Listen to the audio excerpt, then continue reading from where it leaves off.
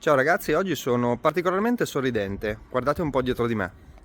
KTM 790 Adventure R, modello del 2019, 7200 km percorsi, due proprietari e di un nostro carissimo cliente che conosciamo molto bene.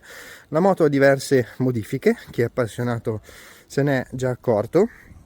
Abbiamo uno scarico completo a Krapovic in titanio con dettagli in carbonio, diverse componenti KTM Power Parts, frecce mini, portatarga sportivo, sella KTM Power Parts Rally, manubrio KTM Power Parts con riser.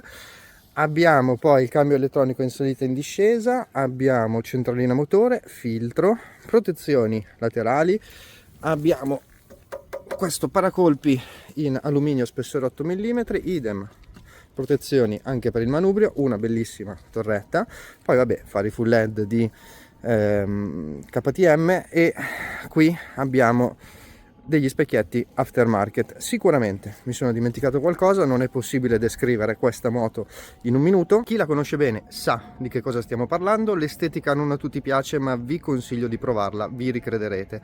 Per il resto che dire, venite a scoprire quale sarà il prezzo sul nostro portale. Ciao!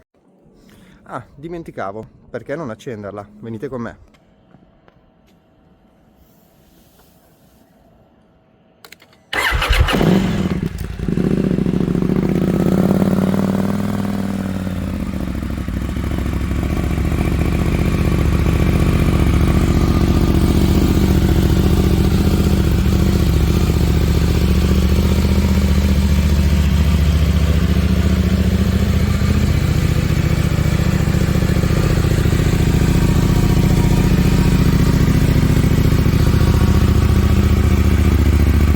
Come detto è fantastica, vi faccio sentire il suono e vi saluto.